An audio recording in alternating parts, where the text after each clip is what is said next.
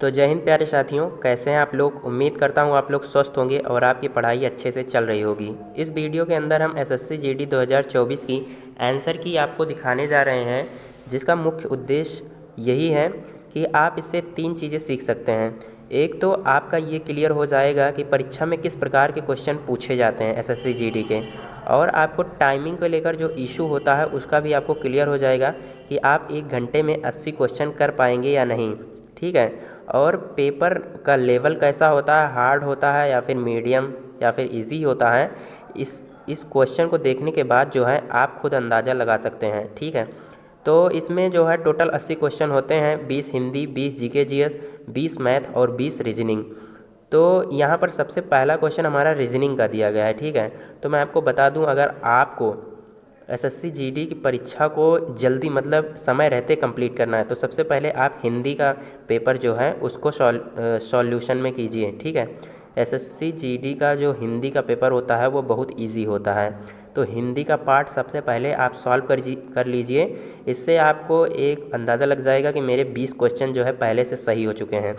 20 question सही हो चुके हैं, ऐसा मैं क्यों कह रहा हूँ, क्योंकि जो हिंदी का पेपर होता है वो एकदम इजी होता है। अभी आप पेपर देखकर जो है तुरंत इसके आंसर बताना शुरू कर देंगे।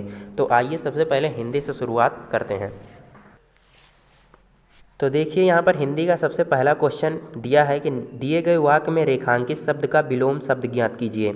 हमें हर किसी से दुर्व्यवहार करना चाहिए। देखिए रेखांकित शब्द का विलोम शब्द यानी कि दुर्व्यवहार का विलोम शब्द क्या होता है, तो आप सबको पता है, इसका होता है सद्व्यवहार विलोम शब्द। इसीलिए मैंने कहा कि हिंदी का जो पेपर होता है सबसे इजी होता है। देखिए एक ही क्वेश्चन नहीं, अभी आप नीचे क्वेश्चन जितने भी देखेंगे आपको अंदाज़ा लगता जाएगा। ठीक है। तो अगले क्वेश्चन में अगर हम चलें तो अगला क्वेश्चन हमारा दिया है कि आज भी गाँव में डैश डैश का उपयोग घरों को साफ और स्वच्छ रखने के लिए किया जा सकता है। तो देखिए इसमें दिया गया है जो उस विकल्प का चयन करें जो कोष्ठक में दिए गए शब्द के तद्भव रूप में सही विकल्प है। तो देखिए आप अगर गोमय का तद्भव जानते होंगे तो वो होता है गोबर। अगर आपको तद्भव नहीं पता तब भी आप एक अंदाज़ा लगा सकते हैं कि जो घरों को साफ और स्वच्छ रखने के लिए हम गोबर का ही प्रयोग करते हैं। ठीक है। तो इससे भी आपको अंदाज़ा लग सकता है। तो अगले क्वेश्चन में अगर हम चलें तो अगला क्वेश्चन हमारा दिया है कि दिए गए वाक्य का वह भाग ज्ञात करें जिसमें कोई त्रुटि है। देखिए वाक्य दिया है कि आज माँ आनंदमयी के निधन पर आशा का अंधकार छाया हुआ है। तो देखिए त्रुटि आपको साफ साफ दिख रही होगी कि आशा का अंधकार कह रहा है। देखिए निधन हुआ है और आशा का अंधकार कह रहा है, यानी कि आशा यहाँ पर बिल्कुल नहीं होना चाहिए। तो जिस भी ऑप्शन में आपको आशा दिखे वो यहाँ पर राइट ऑप्शन हो जाएगा। ठीक है। तो यहाँ पर राइट ऑप्शन आपका आशा का अंधकार यहाँ पर दिया है, तो इसी में त्रुटि है और यही सही ऑप्शन हो जाएगा। तो अगले क्वेश्चन की ओर चलते हैं। अगला क्वेश्चन हमारा दिया है कि निम्नलिखित प्रश्न में दिए गए 4 विकल्पों में से उस विकल्प का चयन करें जो दिए गए मुहावरे के अर्थ को सर्वश्रेष्ठ रूप से व्यक्त करता है। तो कह रहा है अड्डा जमाना। तो अड्डा जमाना आप सबको पता है कि अस्थायी रूप से रहने लगना। देखिए मैं सभी ऑप्शन को अब नहीं देखूंगा क्योंकि आपको ऑप्शन वैसे ही दिख रहा होगा कि अड्डा जमाना का मतलब बिल्कुल भी नहीं होगा कि बहुत फ़ायदा होना, उपहास करना, विरोध करना। आपको सीधे सीधे दिख रहा है अड्डा जमाना, कहीं पर रुक जाना। ठीक है। अस्थायी रूप से रहने लगना, तो यही राइट आंसर हो जाएगा। अगले क्वेश्चन की ओर चलें तो आसपास के लोगों के साथ क्या नहीं करना चाहिए। मतलब देखिए क्या नहीं करना, नहीं, आपको सबसे पहले इसको पढ़ना है कि 4 विकल्पों में से उस विकल्प का चयन करें जो कोष्ठक में दिए गए शब्द के पर्यायवाची शब्द का सही विकल्प है। तो देखिए आसपास के लोगों के साथ पहचान। अब पहचान का पर्यायवाची परिचय ही होता है। इतना इजी क्वेश्चन अब आपको कहीं भी देखने को नहीं मिलेगा। तो पहचान का परिचय हो जाएगा। देखिए अगर आपको ये नहीं पता कि पर्यायवाची क्या है, इससे भी आपको पता लग रहा होगा कि आसपास के लोगों के साथ परिचय जो है परिचय होना चाहिए। ये कपट नहीं होना चाहिए, प्रपंच नहीं होना चाहिए, ये सब नहीं होगा। परिचय यहाँ पर राइट आंसर हो जाएगा। अगले क्वेश्चन की ओर चलें तो निम्नलिखित वाक्य में रेखांकित भाग के लिए सार्थक शब्द ज्ञात कीजिए। तो देखिए 3 नदियों का संगम कह रहा है, तो इसका सार्थक शब्द क्या हो जाएगा, त्रिवेणी हो जाएगा। 3 नदियों का संगम मतलब त्रिवेणी, वैसे ही दिख रहा है। अगले क्वेश्चन की ओर चलें। अगला क्वेश्चन हमारा दिया है कि निम्नलिखित प्रश्न में से 4 विकल्पों में से उस विकल्प का चयन करें जो दिए गए लोकोक्ति का सही अर्थ वाला विकल्प है। देखिए कह रहा है कि लोकोक्ति दी गई है कि आए थे हरिभजन को ओटन लगे कपास।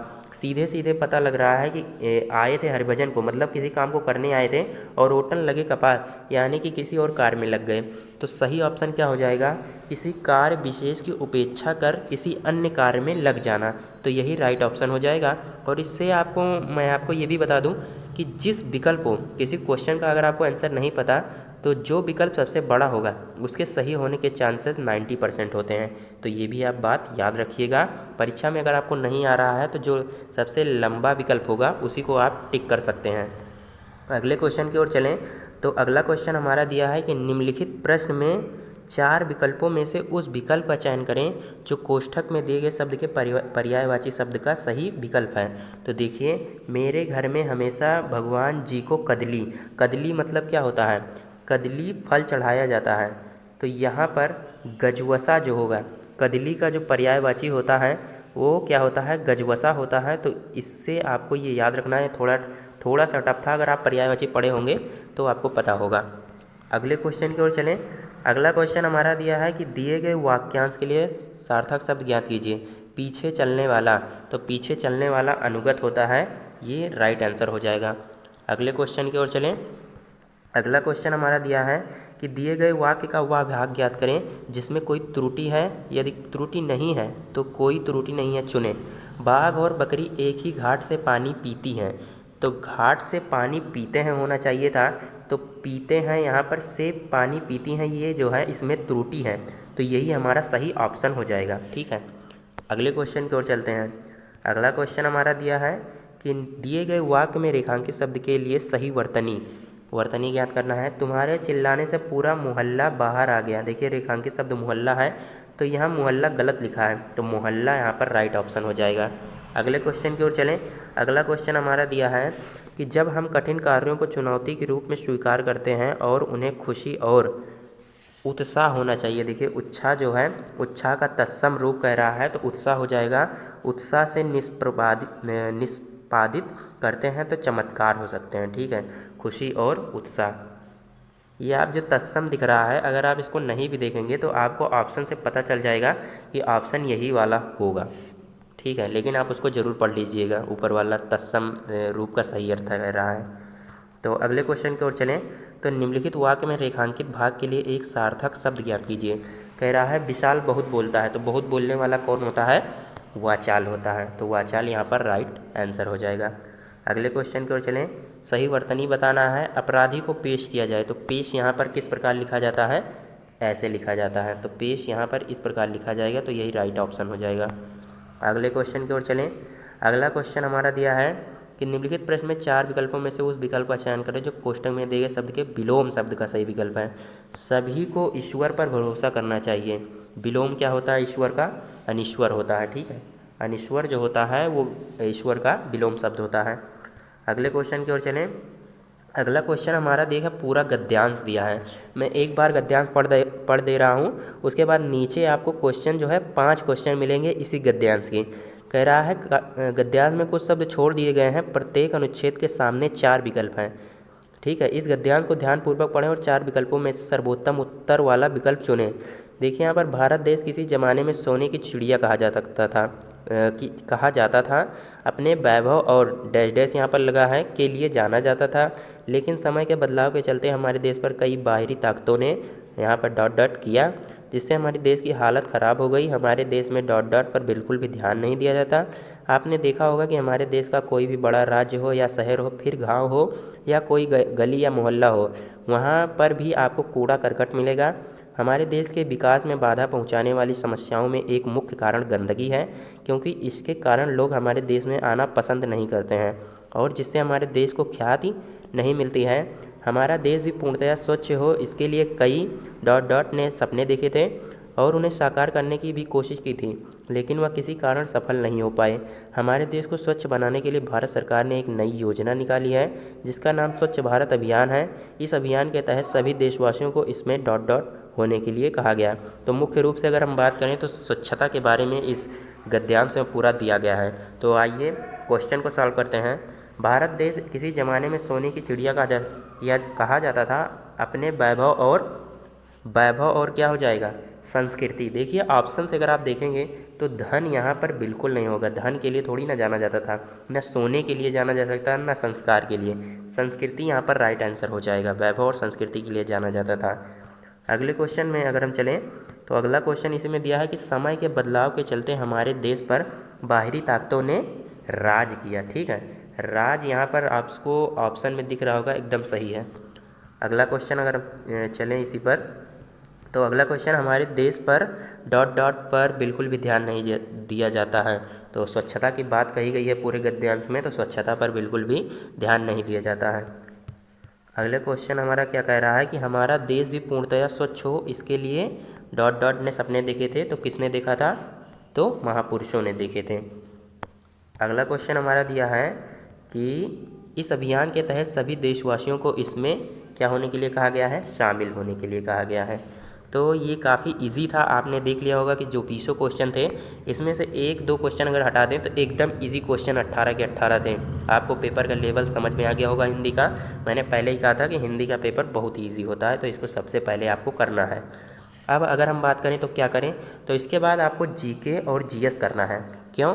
क्योंकि जीके जीएस अगर आपको तुरंत जो पता होगा उसको आप तुरंत टिक मार देंगे, जो नहीं पता होगा उसको आप छोड़ भी सकते हैं।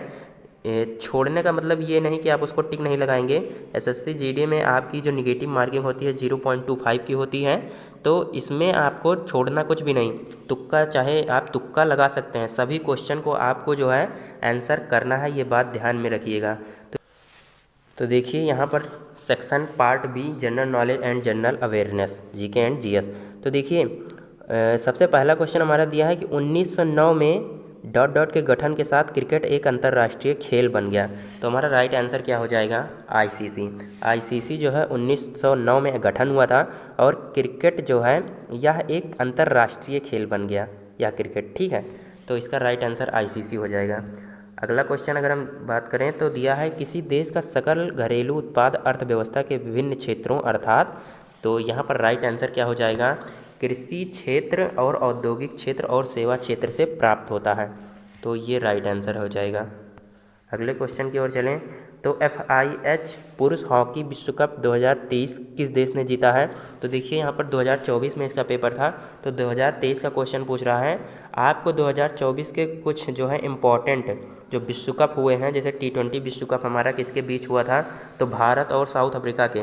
ठीक है, इंडिया और साउथ अफ्रीका के बीच हुआ था। और इंडिया और साउथ अफ्रीका में कौन सी टीम जीती थी? तो इंडिया हमारी T20 विश्व कप जीती थी। ठीक है, तो इसको आपको याद रखना है। और इसकी मेज़बानी किसने की थी?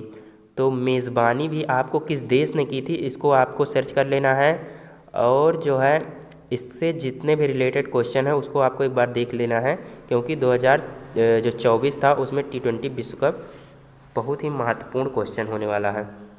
तो अगले क्वेश्चन की ओर चलें तो निम्नलिखित में से कौन सी संसदीय समिति की रिपोर्ट की अध्यक्षता करता है जिसने कोविड-19 महामारी वैश्विक प्रतिक्रिया भारत का योगदान और आगे का रास्ता रिपोर्ट तैयार की है? तो यहाँ पर पीपी चौधरी इसके राइट आंसर हो जाएंगे। राइट आंसर हमारा पीपी चौधरी हो जाएगा। अगले क्वेश्चन की ओर चलें कि भारतीय संविधान के किस अनुच्छेद के तहत स्वतंत्रता के अधिकार में कोई भी पेशा, व्यवसाय, व्यापार या वाणिज्य करने का अधिकार शामिल है? तो देखिए आपको अधिकार जो शामिल है, किसी भी प्रकार का पेशा व्यवसाय आप कर सकते हैं। अनुच्छेद 19 से 22 यहाँ पर राइट आंसर हो जाएगा। अगले क्वेश्चन की ओर चलें।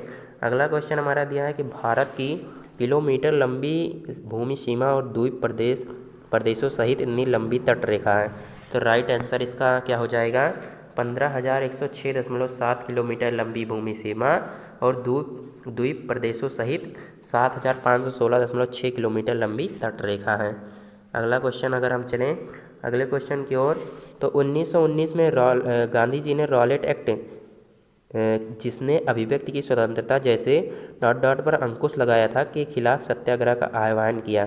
तो देखिए 1909 में जो रॉलेट एक्ट पारित हुआ था उसने मौलिक अधिकार पर जो अंकुश लगाया था उसी के खिलाफ गांधी जी ने सत्याग्रह का आह्वान किया। तो मौलिक अधिकार यहाँ पर राइट ऑप्शन हो जाएगा। अगले क्वेश्चन की ओर चलें। प्रसिद्ध भरतनाट्यम व्याख्याता और कला क्षेत्र की संस्थापक रुक्मिणी देवी अरुंडेल 1956 की गौरवान्वित प्राप्तकर्ता थी। तो देखिए पद्म भूषण से इन्हें सम्मानित किया गया था। देखिए बहुत इंपॉर्टेंट क्वेश्चन है रुक्मिणी। अगले क्वेश्चन की ओर चलें। अगला क्वेश्चन, कार की बैटरियों में किस रासायनिक यौगिक का उपयोग किया जाता है जिसका सूत्र PbSO4 है। देखिए आपको यहाँ पर जो क्वेश्चन पूछ रहा है कि कार की बैटरियों में किस रासायनिक यौगिक का प्रयोग किया जाता है। अगर आपको इससे नहीं पता चल रहा है तो जिसका सूत्र PbSO4, देखिए सीधे पता लग रहा है कि Pb को हम लेड कहते हैं और SO4 यानी कि सल्फेट, तो लेड सल्फेट यहाँ पर राइट आंसर हो जाएगा। अगले क्वेश्चन की ओर चलें। अगले क्वेश्चन हमारा दिया है कि डंडारी नृत्य शैली का संबंध भारत के किस राज्य से है।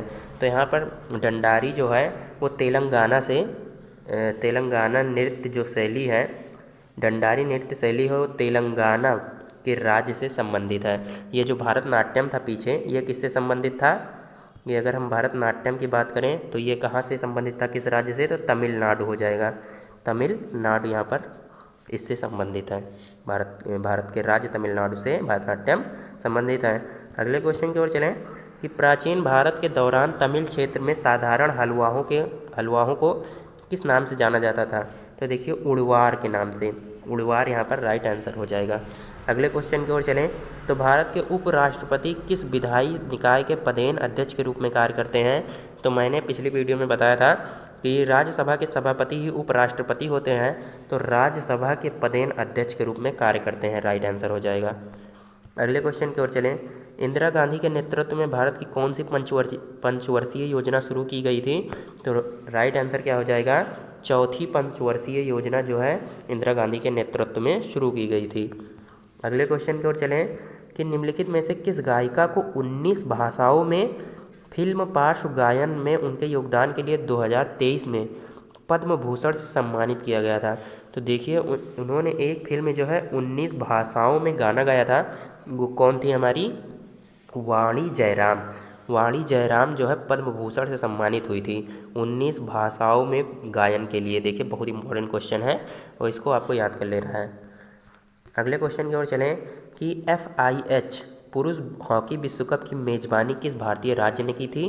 तो राइट आंसर क्या हो जाएगा? ओडिशा हो जाएगा। इसी प्रकार आपको 2024 T20 वर्ल्ड कप के बारे में भी आपको देख लेना है। जो आपका चेस हुआ था उसको भी आपको देख लेना है, जो डी गुगेश जीते थे, कहाँ पर वो चेस हुआ था, इसको आपको देख लेना है। अगले क्वेश्चन की ओर चलें कि भारत की 2011 की जनगणना के अनुसार निम्नलिखित में कौन सा राज्य केंद्र शासित प्रदेश सबसे अधिक साक्षर है।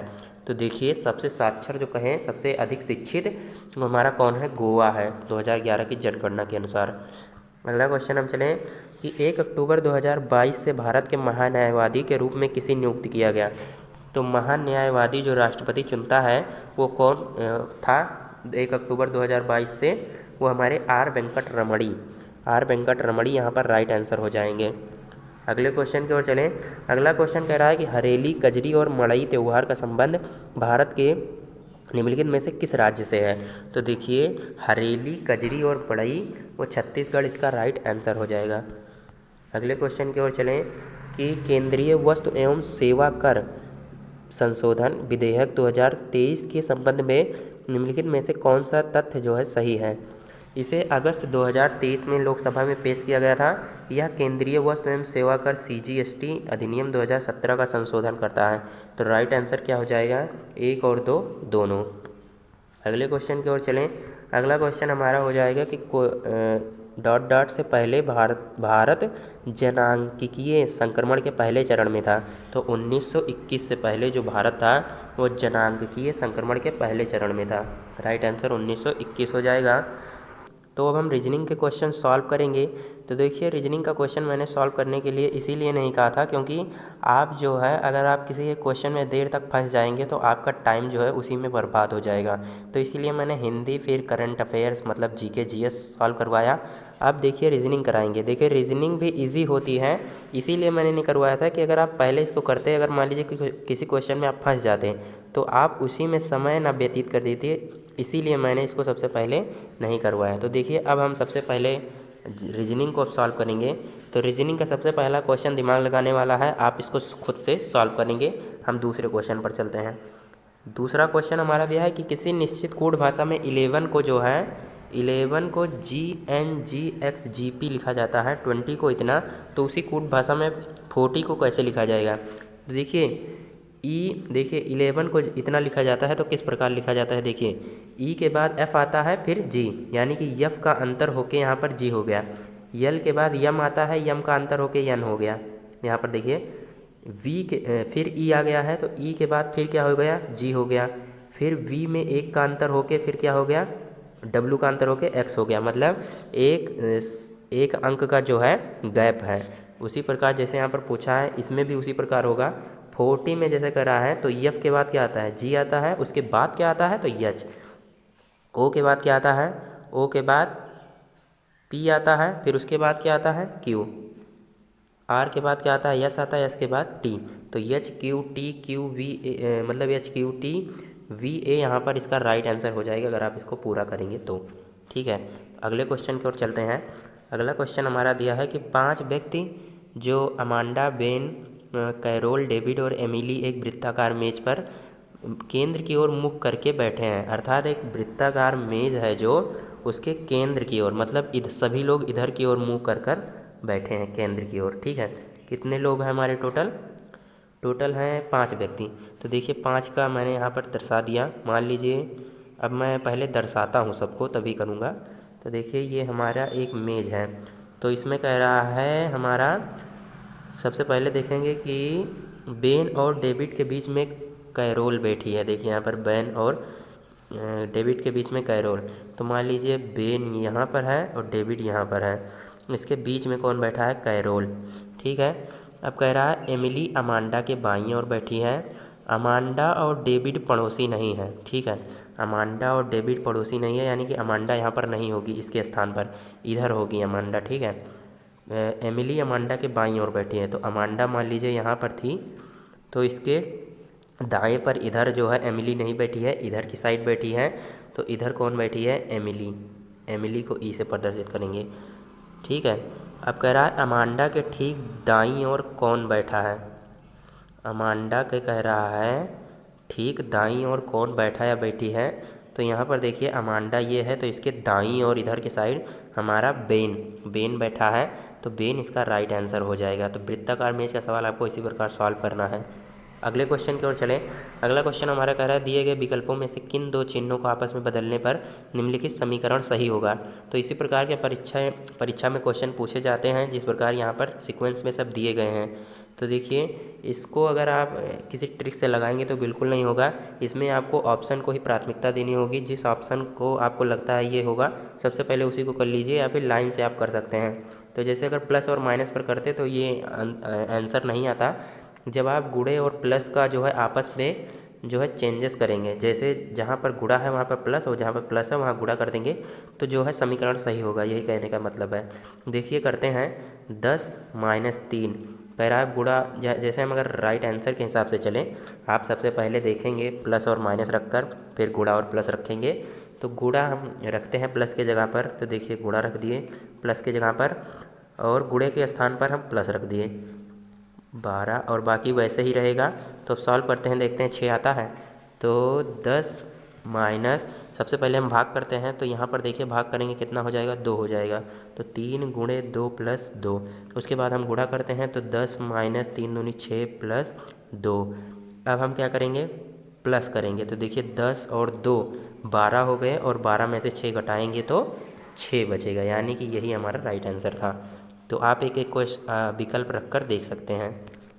तो अगला क्वेश्चन अगर बात करें, अगला क्वेश्चन हमारा दिया है कि एक कागज़ को मोड़कर काटा जाता है, खोले जाने पर वह कैसा दिखाई देगा।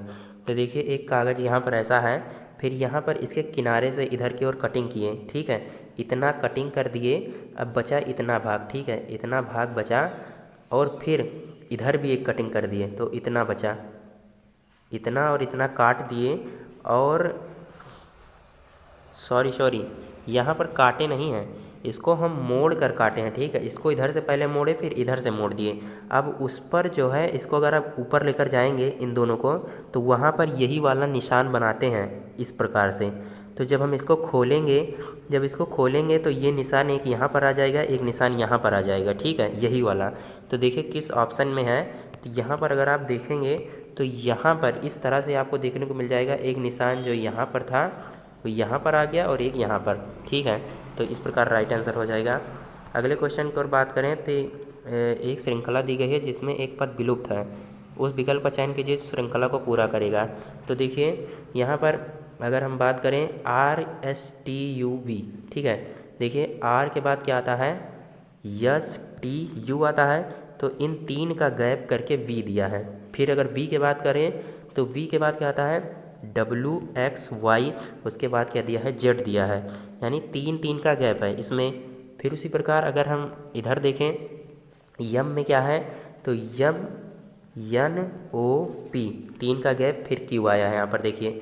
फिर उसके बाद अगर हम देखें U के बाद क्या आया है, U के बाद क्या आता है, VWX, तो इसके बाद क्या आया यहाँ पर, Y आया है। देखिए इसी प्रकार दिए गए हैं, तीन तीन का गैप है कुल मिलाकर।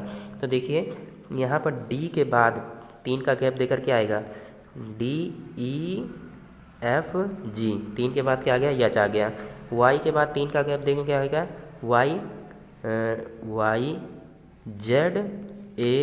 YZAB। देखिए Y के बाद आपको Z के मतलब Z के बाद A पर जाना है पुनः, तो ZAB के बाद क्या आएगा, C आएगा। देखिए HC यहाँ पर, इसके बाद जाने की ज़रूरत नहीं है, ऑप्शन में यहाँ पर पता चल गया, तो HC यहाँ पर राइट आंसर हो जाएगा, HCZU। अगले क्वेश्चन की ओर चलें तो नीचे दिए गए शब्दों को अंग्रेजी शब्दकोश के क्रम के अनुसार व्यवस्थित करने के बाद कौन सा शब्द पाँचवें स्थान पर आएगा। तो अगर आप इसको सॉल्व करेंगे तो देखिए पाँचवें स्थान पर कौन सा शब्द आएगा इन चार विकल्पों में से, पांच टोटल यहाँ पर दिए गए हैं। तो देखिए WHI तक तो सबके लिए ठीक है, ठीक है, WHI के लिए सबके लिए ठीक है। और उसके बाद आपको पाँचवा स्थान, टोटल पाँच ही शब्द हैं और पाँचवा स्थान यानी कि जो लास्ट वाला होगा उसमें एक अंक जो होगा, यानी कि अगर हम आंसर के हिसाब से आपको बता ही दें कि टी जो है सबसे बाद में आता है, टी के बाद अब कोई इसमें से ऐसा नहीं आएगा, क्योंकि देखिए HI तक सबके लिए ठीक है, HI तक ठीक है, इसमें P आया है, इसमें L आया है, इसमें S आया है, इसमें T, तो देखिए T सबसे बाद में आ रहा है, यानी कि यही पाँचवें स्थान पर आएगा। अगले क्वेश्चन की ओर चलें तो देखिए यहाँ पर कह रहा है कथनों को सत्य बताना है। देखिए इसको पूरा पढ़ लीजिए, मैं बता रहा हूँ। कह रहा है सभी WC हैं। देखिए सभी, इसको कैसे करते हैं, यहाँ पर सभी W जो है वो C है, सभी WC है, ठीक है। और कह रहा है कुछ PW है, मतलब यहाँ पर कुछ P जो है W है, सभी PW नहीं है, कुछ ही P जो है वो W है, बाकी कौन है, C है। तो अगर हम निष्कर्ष देखें कि कुछ CP है, तो देखिए कुछ CP है, कुछ CP है, तो बिल्कुल एकदम सही है, मतलब ये वाला सही है। कुछ PC नहीं है, कुछ PC नहीं है, तो कुछ P जो है C नहीं है, ये तो गलत बात है, क्योंकि देखिए P कुछ PC भी है, ठीक है, ये गलत बात हो गई, ये वाला नहीं होगा। कुछ CW है, कुछ CW है, मतलब C के अंदर W आ रहा है तो कुछ CW तो होगा ही, तो ये भी सही है। तो यानी कि निष्कर्ष अगर हम देखें तो पहला और तीसरा सही यहाँ पर हो रहा है। तो देखिए निष्कर्ष 1 और 3 दोनों अनुसरण करते हैं, यही राइट आंसर हो जाएगा। अगले क्वेश्चन की ओर बात करें तो देखिए मेज वाला सवाल है, जैसे मैंने पहला बताया उसी प्रकार आप इसको भी कर लीजिएगा, ABCD के रूप में दिया गया है। अगला क्वेश्चन अगर हम देखें तो अगला क्वेश्चन हमारा क्या है, अगला क्वेश्चन एकदम इजी है, ये तो कक्षा किसी भी क्लास का लड़का कर देगा। देखिए यहाँ पर पहले त्रिभुज बना था, फिर जीरो, फिर त्रिभुज, मतलब त्रिभुज, फिर वृत्त, त्रिभुज, फिर त्रिभुज आ गया, फिर एक वृत्त आया, अब इसके बाद भी एक त्रिभुज आ जाएगा, यहाँ पर राइट आंसर हो जाएगा। अगले क्वेश्चन की ओर चलें।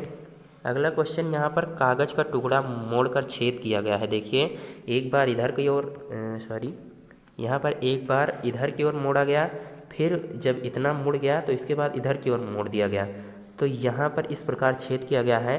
अब इसको पूरा खोलेंगे तो किस प्रकार दिखेगा, देखिए ये वाला ऐसे ही ऊपर जाएगा बड़ा वाला, तो ऐसे बनेगा, ठीक है, ऐसे, मतलब ये ऐसे बनेगा कुछ, सॉरी यहाँ पर देखिए ऐसे बनेगा, इस प्रकार बनेगा। देखिए सब में कौन सा है, देखिए इसमें है, लेकिन जब आप ऑप्शन के हिसाब से जाएंगे तो यहाँ पर ये वाला हो जाएगा। देखिए इसमें अंतर भी है, आप देख लीजिए पूरा, यहाँ पर देखिए यहाँ पर अंतर आपको दिख रहा होगा, ये वाला, ये वाला इस चीज़ का अंतर आपको दिख रहा होगा।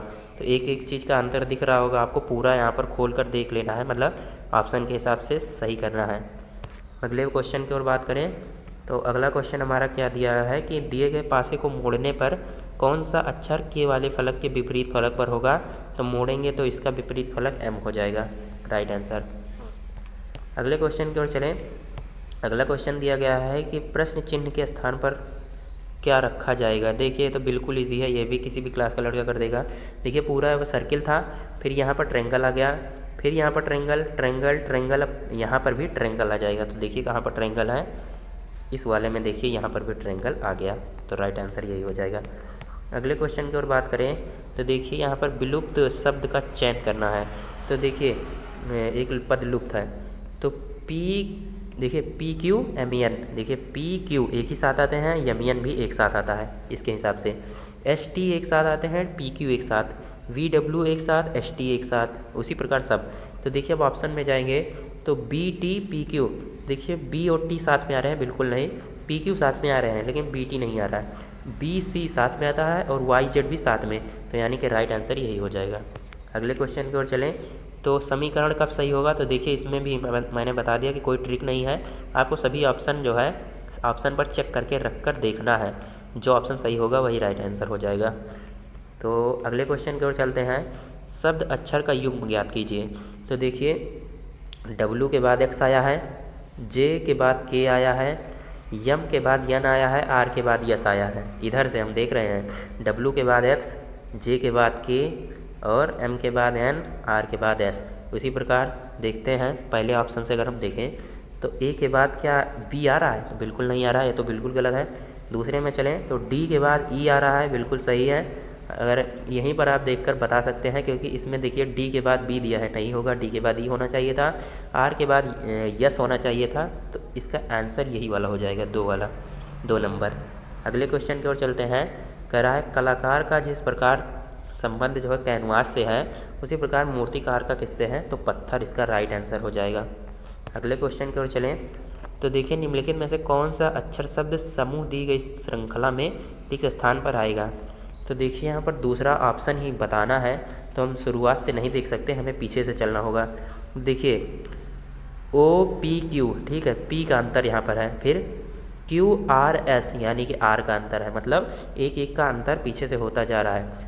टी यू वी, देखिए टी का यहाँ पर अंतर है, उसी प्रकार यू वी डब्ल्यू, ठीक है, वी का अंतर होकर यहाँ पर डब्ल्यू हो जाएगा। तो डब्ल्यू देखिए ऑप्शन में कहाँ कहाँ पर है, एक यहाँ पर, एक यहाँ पर। अब इसी में आपको देखना है, तो देखिए आर यू तब तक सेम है, यहाँ पर एक आया है, यहाँ पर जीरो, हम एक और जीरो में कौन सा भरना है। तो देखिए यहाँ पर एक एक, ठीक है, फिर जीरो आया है, ठीक है, इसको ध्यान से देखिए, एक एक साथ में दिया है, फिर जीरो आ गया, फिर एक एक साथ में आएगा, फिर जीरो आ जाएगा, इसी प्रकार चलता जाएगा। तो एक एक यहाँ पर, तो एक वाला ये वाला राइट आंसर हो जाएगा, ऑप्शन नंबर 2। आशा करता हूँ ये आपको समझ में आ गया होगा। अगले क्वेश्चन की ओर चलें तो लुप्त संख्या का चयन करना है, बहुत ईजी है, अंतर आपको देख लेना है बस। यहाँ पर 15 का अंतर है, फिर 15 15 15, 61 में 15 जोड़ दीजिए, कितना हो जाएगा, 61 + 15, 5 1 6 6 1 7, 76 इसका राइट आंसर। आपको अंतर जो है बिल्कुल यहाँ पर एसएससी जीडी के पेपर में सबसे पहले आपको अंतर ही देखना है, इस तरह के क्वेश्चन में यही यहाँ पर सही हो सकता है। तो 8463, 8384, यहाँ पर 79 का अंतर है, इसमें भी 79, इसमें भी 79, तो इसमें से जब आप 8226 में से 79 घटा देखें तो 16 में से 9 गया 7, 11 में से 7 गया 4, यहाँ पर 1 बचा, 8 बचा, 8147 इसका राइट आंसर हो जाएगा। तो इसके भी 20 क्वेश्चन कंप्लीट होते हैं। अब हम चलते हैं मैथ के 20 क्वेश्चन पर। तो अब हम चलते हैं सेक्शन सी में। यहाँ पर देखिए अब मैथ के क्वेश्चन 20 यहाँ पर रखे गए हैं। तो 20 क्वेश्चन में सबसे पहला क्वेश्चन है कि यदि किसी घड़ी का वास्तविक मूल्य 500 रुपये है और इसमें पहले 10% की वृद्धि हो जाती है, फिर 15% की कमी की जाती है, तो घड़ी का अंतिम मूल्य। तो इसको आप चाहे जिस माध्यम से आपको पता उस माध्यम से कर लीजिए, बहुत ईजी है।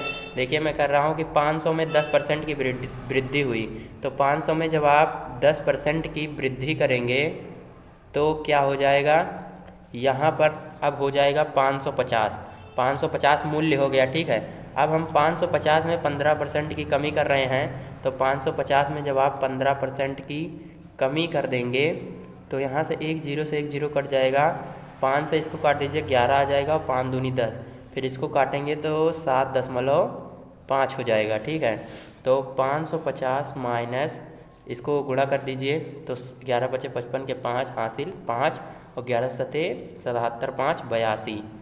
तो जब आप इसको घटाएंगे इतने में से तो आंसर कितना आ जाएगा 467.5 रुपये। ठीक है, चलते हैं अगले क्वेश्चन पर। कह रहा है एक वस्तु 40 और 50% की दो क्रमिक छूट के बाद 250 रुपये में बेची जाती है, तो वस्तु का अंकित मूल्य कितना है। तो देखिए अंकित मूल्य ज्ञात करना है। अब मैं आपको सलाह दूंगा कि आप ऑप्शन के ज़रिए भी इसे कर सकते हैं। ठीक है, अगर आपको मतलब करने का तरीका पता है तो कर लीजिए, नहीं तो आप ऑप्शन से भी कर सकते हैं जल्दी से।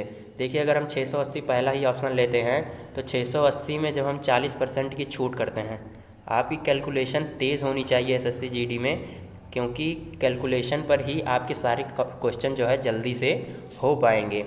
तो 680 में से जब हम इसको घटाएंगे तो कितना आ जाएगा 4 8 32, 4 6 24 3 27, तो 272 आप इसको घटा दीजिए जितना आएगा, फिर उसमें 50% की छूट कर दीजिएगा इसी प्रकार।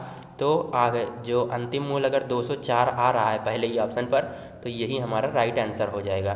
ठीक, तो हम अगले क्वेश्चन की ओर चलते हैं। अगला क्वेश्चन कह रहा है सीता एक काम को 120 दिनों में पूरा कर सकती है, अंजलि उसी काम को 144, सोनिया उसी काम को 180 और वे तीनों मिलकर एक साथ जब मिलकर काम करते हैं तो उन्हें 3300 रुपये का भुगतान किया जाता है। तो भुगतान में अंजलि का हिस्सा कितना है। तो ऐसे क्वेश्चन को करने के लिए आप सबसे पहले कार्य का उनका अनुपात निकाल लीजिए।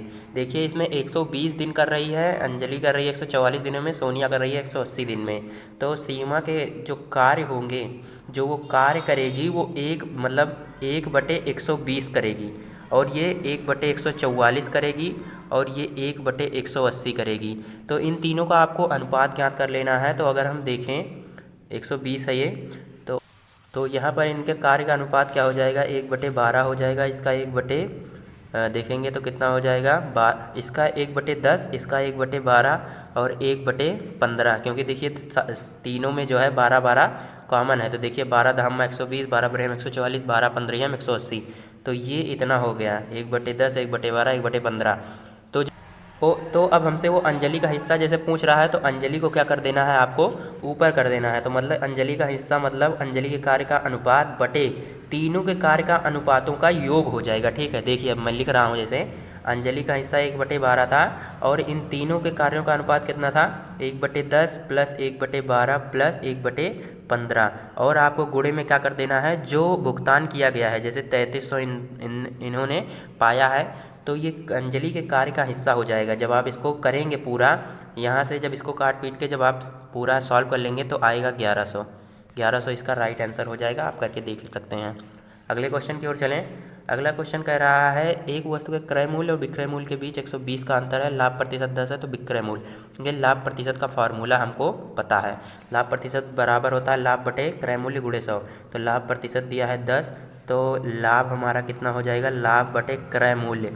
क्रय मूल्य हमारा कितना है, क्रय मूल्य हमें नहीं पता है, तो क्रय मूल्य x मानते हैं, गुणे 100 कर देते हैं।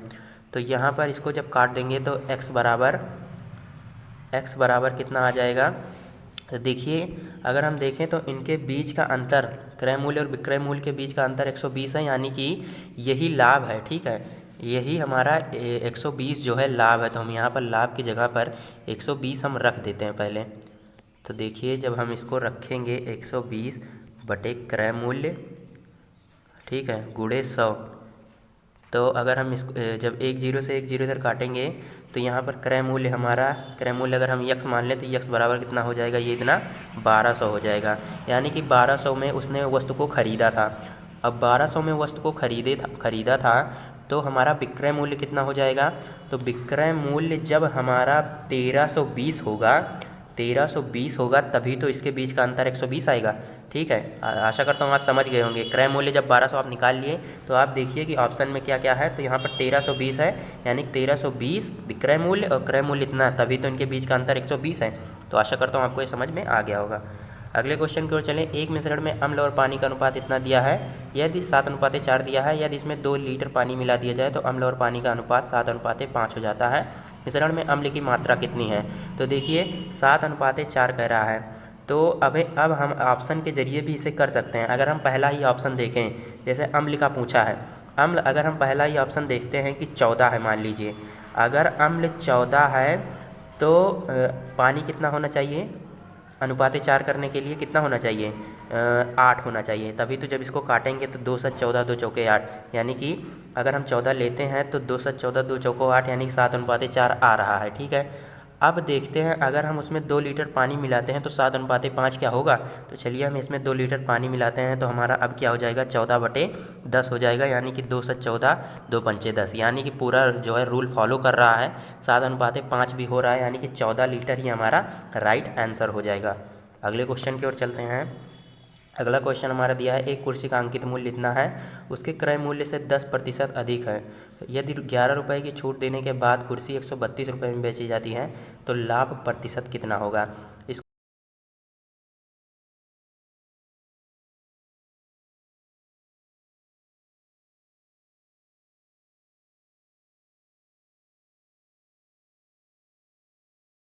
का भी ले लीजिए, बहुत ईजी है ये तो आप कर ही लेंगे। इसको आप इन दोनों पक्षों का वर्क कर दीजिए तो p² plus q² minus 2pq बराबर कितना हो जाएगा, 9 81 हो जाएगा। p² प्लस q² का मान दिया है 127, तो इसको इधर ले आइए 81 को, तो माइनस का 81 बराबर 2pq हो जाएगा। तो इसको घटा दीजिए, 7 में से 1 गया 6, 12 में से 8 गया 4 बराबर 2pq। 2 से इसको काट दीजिए, 23 आ जाएगा, यानी कि 23 हमारा राइट आंसर हो जाएगा। अगले क्वेश्चन की ओर चलें। अगला क्वेश्चन तो वेरी इजी है, इसको आप सरलीकरण करना है, इतना तो आप कर ही लेंगे। अगला क्वेश्चन अगर देखें तो एक विद्यालय में 560 विद्यार्थी हैं, विद्यार्थी में लड़के और लड़कियों का अनुपात 13:15 है। यदि विद्यालय में 40 और लड़कों का दाखिला हो जाता है तो लड़के और लड़कियों का नया अनुपात क्या होगा। ठीक है, तो 560 विद्यार्थी टोटल हैं और इतने का अनुपात है, यानी कि 13x प्लस 15x बराबर हमारा 560 विद्यार्थी हैं। ठीक है, तो 18x कितना हो जाएगा, 560 हो जाएगा, तो 18 तियाँ 54, 2 बचा, सॉरी यहाँ पर 28 होगा, 28 हो गया, 28 दूना 56, 0 हो जाएगा। ठीक है, तो x बराबर 20 निकल के आ गया, यानी कि अब हमारे 20 अगर x आ गया तो मतलब 13x बराबर क्या हो जाएगा, 13 गुणे 20 बराबर 260।